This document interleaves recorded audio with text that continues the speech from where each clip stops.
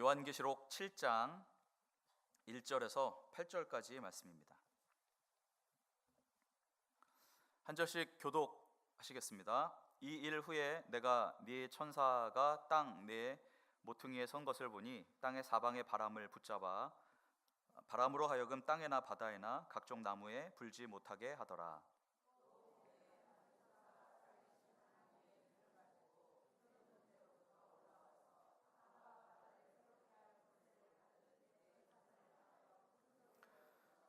이르되 우리가 우리 하나님의 종들의 이마에 인치기까지 땅이나 바다나 나무들을 해하지 말라 하더라.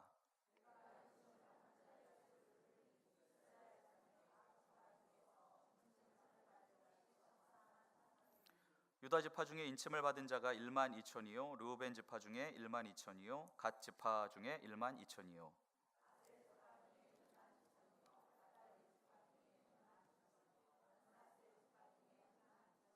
시므온 지파 중에 1만 2천이요 레위 지파 중에 1만 2천이요 이사갈 지파 중에 1만 2천이요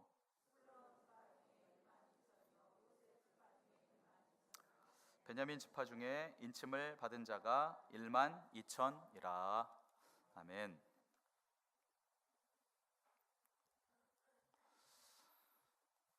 양복이 작아서 단추가 안 잠기는 점을 양해해 주시면 감사하겠습니다. 이게 작년에는 아예 들어가질 않았던 옷인데 아침에 이 옷이 들어간다는 사실에 너무 기쁜 나머지 단추를 잠그면 숨이 가빠온다라는 것을 잠시 망각하여 입고 왔는데요.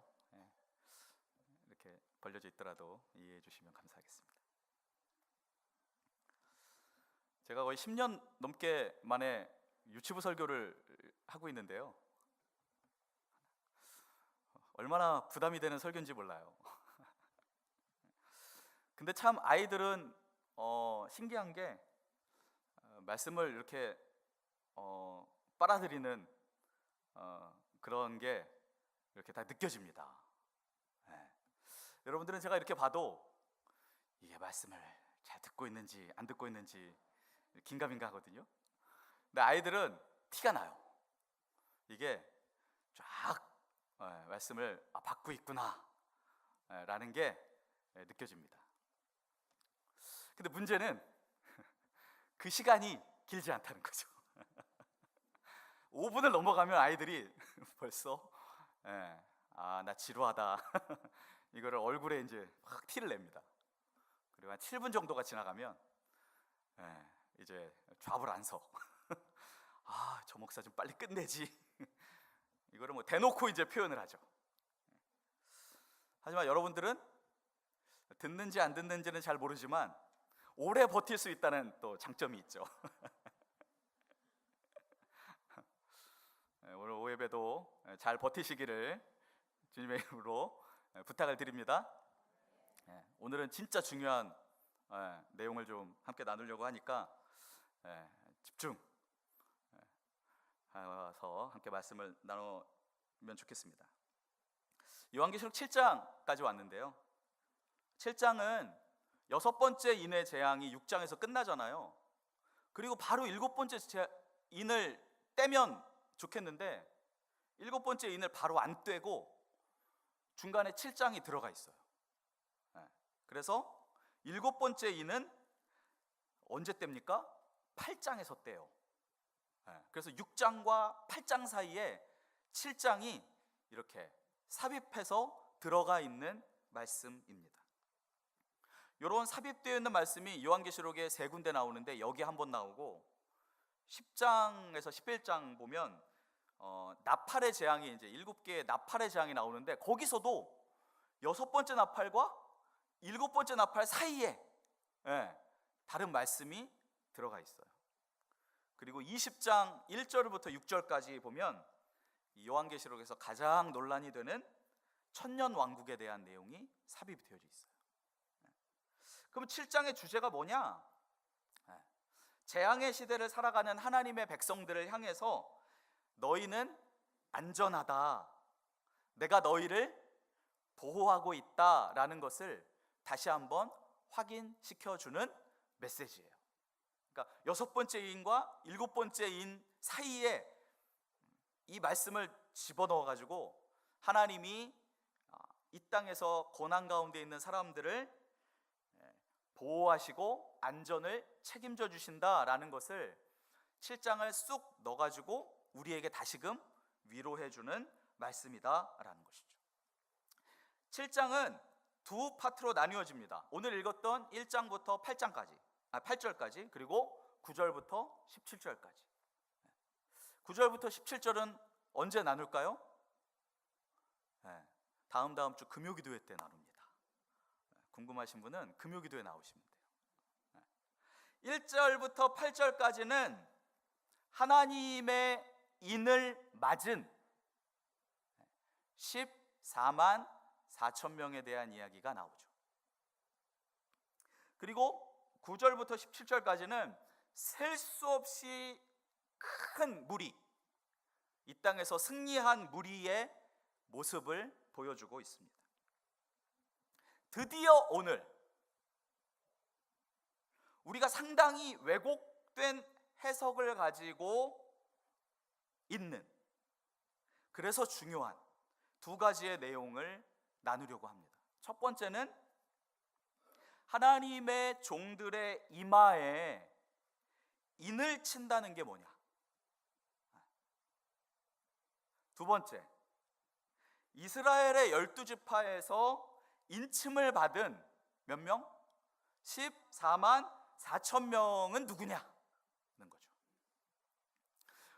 우리가 어떤 왜곡된 해석을 가지고 있을까요? 첫 번째, 이마에 인을 친다. 저처럼 이마가 넓은 사람들은 막 인을 크게 칠 수 있겠죠. 옛날 그 뭐 대하 드라마 같은 때 막 그 노비들에게 막 불로 이렇게 해가지고 막 이마에 딱 해가지고 이게 너는 평생 이제 노비다라는 것을 막 드러내는 것처럼 마지막 때 막 여기다 이마에 인을 찍어서 막 이렇게 어릴 때 하도 이제 그런 걸 많이 들었잖아요. 두 번째, 14만 4천 명은 누구냐? 거죠. 지난번에 나눴던 6장의 말씀을 잠깐 회상해 보면 6째 인을 뗐을 때 지진과 하늘에 있는 별들이 막 흔들려 가지고 땅에 떨어지는 재앙들을 이야기했었습니다. 그렇게 엄청난 바람을 통해서 하늘에 있는 별들마저 떨어지는 지진이 일어나는 재앙을 이야기했어요. 그래서 그 땅 가운데 아주 기세등등하던 악한 사람들이 바위 틈에 숨어가지고 굉장히 생명의 위협을 받으면서 6장 마지막에 질문을 했죠. 스스로에게 뭐라고 했습니까? 누가 능히 서리요? 이런 어마어마한 재앙 가운데 누가 능히 설 수 있겠느냐? 자조 섞인 목소리로 질문합니다. 그에 대한 대답이 오늘 본문 4절 말씀입니다. 누가 섭니까? 살아계신 하나님의 인으로 인침을 받은 사람들이 설 수 있습니다. 그래서 요한이 하나님의 모든 종들이 하나님의 인을 받을 때까지 그 심판의 바람을 붙잡아 놓는 임무를 맡은 네 천사를 보게 되죠. 그게 1절에 나와 있습니다. 1절을 보시겠어요? 네 천사가 땅 네 모퉁이에 서서 땅의 사방의 바람을 붙잡아 놓고 뭐 하지 못하게 합니까? 불지 못하게 해요. 하나님이 그 바람을 불지 못하도록 막아 주십니다. 3절에 구체적으로 나옵니다. 하나님의 종들의 이마에 인치기까지 땅이나 바다나 나무들을 뭐 하지 말아라? 해하지 말아라. 하나님의 백성들이 하나님의 인을 받을 때까지 그 재앙이 잠정적으로 미루어지고 있어요. 천사들이 그 바람을 네 사방에서 막고 있어요. 무엇을 이야기합니까? 재앙 가운데서도 하나님이 그의 백성들을 철저하게 보호하신다라는 것을 오늘 말씀에서 보여주고 있다라고 하는 것입니다. 인에 대해서 좀 이야기해 보겠습니다. 살아계신 하나님의 인, 왕들이 문서를 인증하거나 어떤 물건의 소유권을 표시하는데 사용한 왕실의 인장반지 같은 느낌입니다. 당시의 인은 문서나 소유물이나 노예 문서 등에 대해서 소유권을 보호하는 보증으로 쓰여졌습니다. 요한계시록 14장 1절에 보시면 어린 양과 하나님의 이름이 인이다 라고 기록하고 있습니다. 하나님의 인은 요한계시록 13장 16절에 나오는 짐승의 표와는 정반대의 의미이고요, 하나님의 백성에 대한 하나님의 소유권, 너는 이제 내 거다라는 것, 너는 이제 내 거니까 내가 보호해야 하는 대상이다라는 것을 나타내는 상징입니다. 이 인치심이 어디에 등장하냐면 구약 에스겔서 9장에 등장합니다. 에스겔서 9장에 보시면 에스겔이 환상을 보게 되는데, 하나님께서 예루살렘 성읍을 돌아다니면서 모든 가증한 일로 멸망을 시키시려고 해요, 예루살렘을. 그런데 누구만 제외하라고 말씀하시냐면 그 악에 대해서 탄식하고 울며 슬퍼하는 자의 이마에 표를 그리고 그들은 멸망시키지 말아라 라고 에스겔 9장에서 말씀하고 있어요.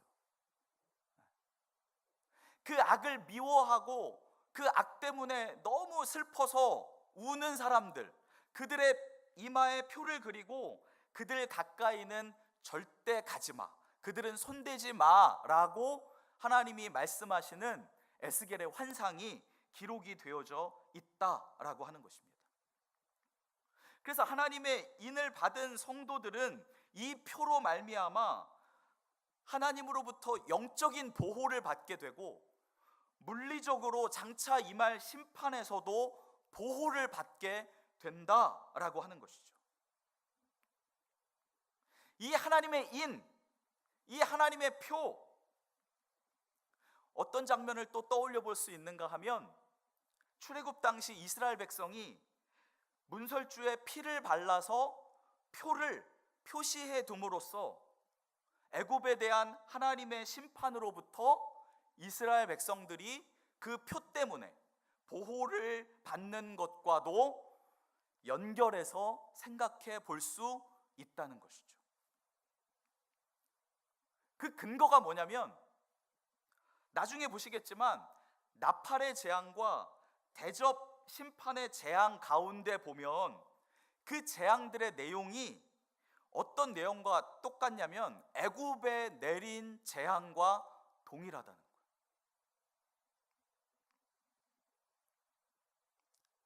하나님의 인을 받은 사람들은 하나님의 소유권, 하나님의 보호 아래 있는 그 표로 인해서 하나님의 심판을 피해가는 특권을 받은 사람들이다라고 하는 것이죠.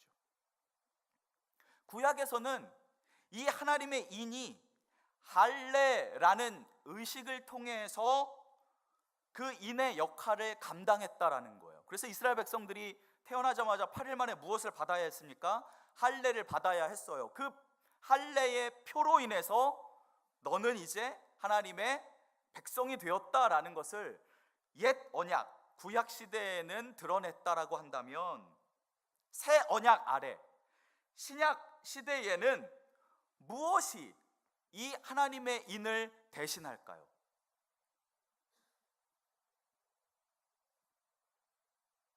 구약은 할례, 신약은 무엇을 통해서 알 수 있을까요? 에베소서 1장 13절 14절 읽어드리겠습니다. 그 안에서 너희도 진리의 말씀 곧 너희의 구원의 복음을 듣고 그 안에서 또한 믿어 약속의 성령으로 인치심을 받았으니 이는 우리 기업의 보증이 되셨다. 우리를 속량하셨다. 구약에서는 할례가, 신약에서는 뭐가? 성령을 통해서 하나님이 저와 여러분을 뭐 하셨다고요? 인치셨다라는 표가 된다라고 하는 거예요. 그래서 고린도후서 1장 22절에 그가 또한 우리에게 인치시고 보증으로 우리 마음에 성령을 주셨느니라 말씀하고 있어요. 결론적으로 이마에 인침을 받은 자들은 하나님의 속에 속한 자들이기 때문에 하나님의 보호를 받고 심판에서 면제가 됩니다. 더 구체적으로 말하면 이 인침을 받은 하나님의 백성은 환난을 겪을 때 그 상황을 믿음으로 반응하게 됩니다. 제가 지난번에도 말씀드렸듯이 하나님의 보호를 받고 하나님의 은혜를 받는다라고 하는 것은 이 환난의 자리에서 하나님께서 들어다가 환난이 없는 자리로 옮겨주시는 게 아니라 불 속에 들어가 있는 고난받은 성도들을 그곳에서 함께 해주시고 그곳에서 임마누엘의 하나님이 되어주신다라고 말씀드렸죠. 하나님의 인침을 받은 성도들을 하나님이 보호해 주신다라는 것은 너 내 자녀고 너 내 소유물이니까 너 이제 이 환난 끝, 안전한 곳으로 옮겨줄게가 아니라 그 환난을 겪을 때 그 상황을 믿음으로 반응한다라는 거예요. 그래서 오히려 그 환난이 그 사람의 믿음을 강화시키는 도구가 된다라고 하는 것이죠. 하나님의 인침을 받은 성도들은 반드시 악에 대해서 저항하게 되고 고통의 자리에서 하나님의 보호하심을 확신하게 되고 거기서 순교할 수 있게 된다는 거죠. 사랑하는 성도 여러분, 이마에 하나님의 인치심을 받은 성도님들이십니까? 하나님이 여러분을 보호하심을 믿으십니까? 하나님이 여러분을 인치시고 보증으로 여러분 안에 성령을 허락해 주셨음을 믿으십니까? 여러분 안에 성령이 자유롭게 역사하고 계십니까? 고통과 환난이 우리의 삶을 덮칠 때 여러분은 하나님을 향해 믿음으로 반응하십니까?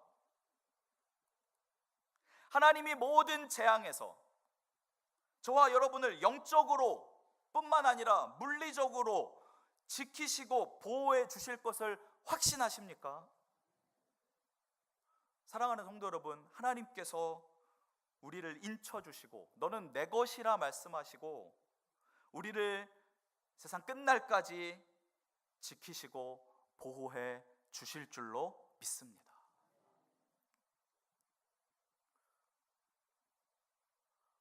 엉뚱하게 이마에 무슨 도장을 받아야 내가 마지막 때에 편하게 이 종말의 때를 맞을 수 있을 거야 라는 엉뚱한 해석과 잘못된 말에 현혹되지 마시고 하나님의 인치심을 받은 성령을 통해서 보증으로 하나님의 인치심을 받은 내가 하나님의 은혜 아래 있고 하나님의 보호하심 아래 있고 하나님이 나를 지키실 것임을 확신하며 승리하는 믿음의 성도님들이 다 되실 수 있기를 주님의 이름으로 간절히 축원드립니다. 4절부터 8절까지는요 이 인침을 받은 자들의 정체성이 조금 더 깊이 설명되어집니다. 이 인침을 받은 자의 수가 이스라엘 자손의 각 지파 중에서 14만 4천 명이라고 말합니다. 여러분 14만 4천 명은 과연 누구일까요?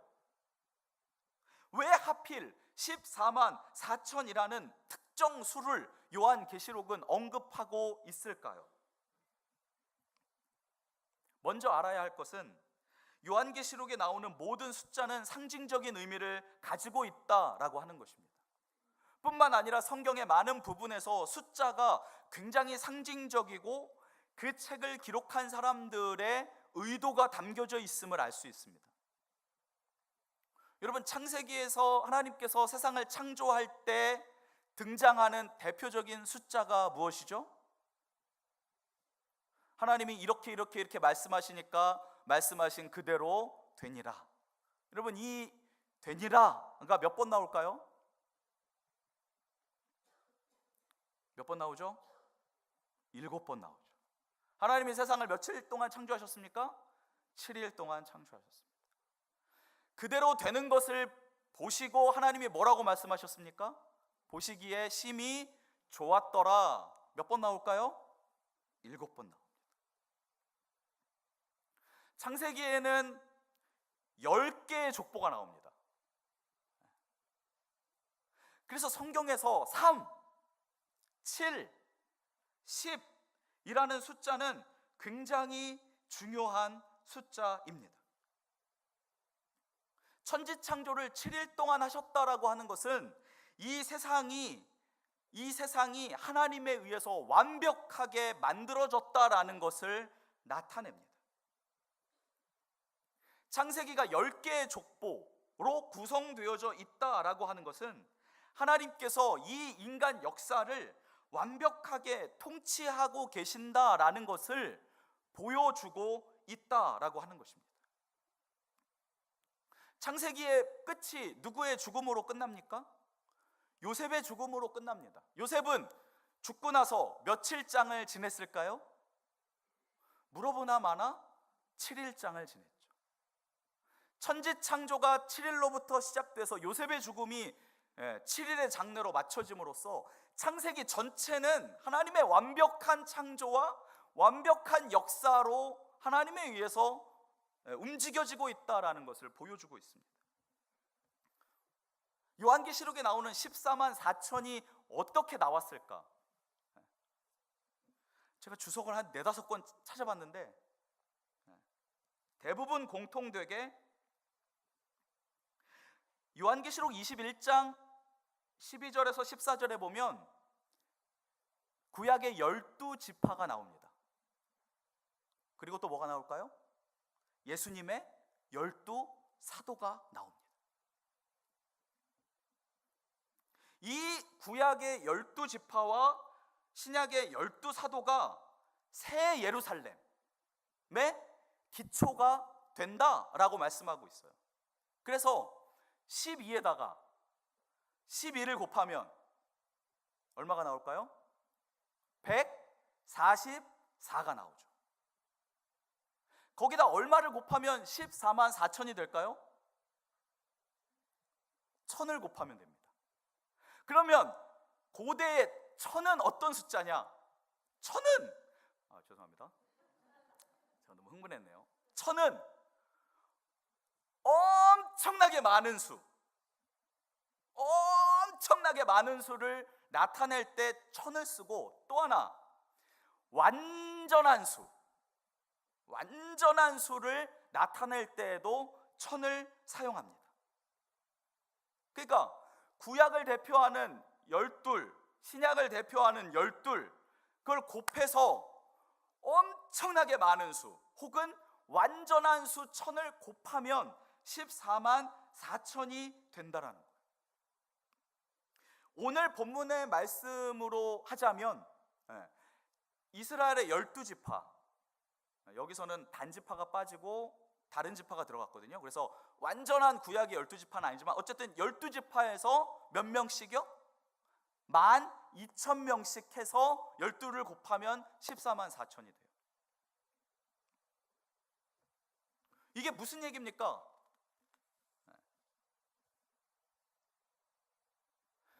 14만 4천을 가장 강조하는 이단이 어디입니까?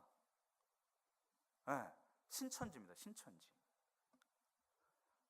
제가 신씨인데 신자가 들어가는 게 썩 좋지가 않아요.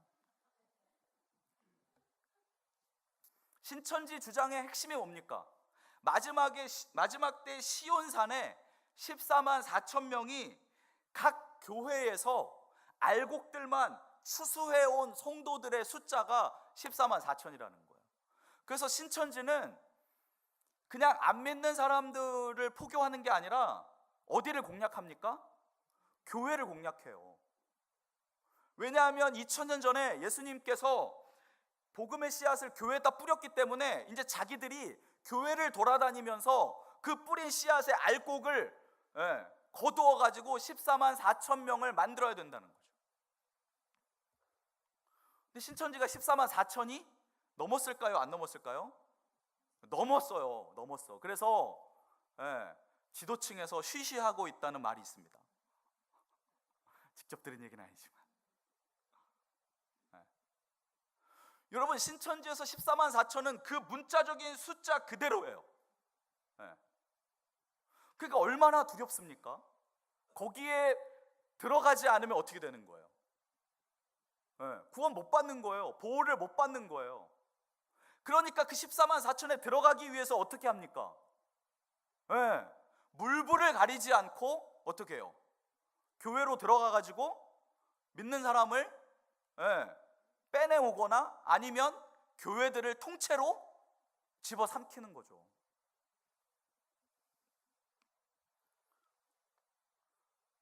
여러분, 제발 어디 가서 그런 소리에 고개를 끄덕이면서 아, 그렇구나, 나도 14만 4천에 꼭 들어가야지. 결론적으로 14만 4천 명은 이단들의 주장처럼 문자적으로 그 수에 해당하는 사람들이 이 지상에서 구원받는다는 의미가 아니다라는 거예요. 세대주의자들의 주장처럼 이스라엘 지파에서 12,000명씩 12지파에서 14만 4천이니까 유대인들만이 마지막 때에 14만 4천이 구원받는다, 유대인들에게 국한된 숫자다라고 말하는 사람들의 주장도 잘못되었다라고 하는 것입니다. 이 수는 구약과 신약, 지금까지 이어져 내려왔던 모든 교회에 예수님을 믿는 사람들의 수를 상징하는 거죠. 엄청나게 많은 수, 그리고 완전한 수, 그것을 상징하는 것입니다.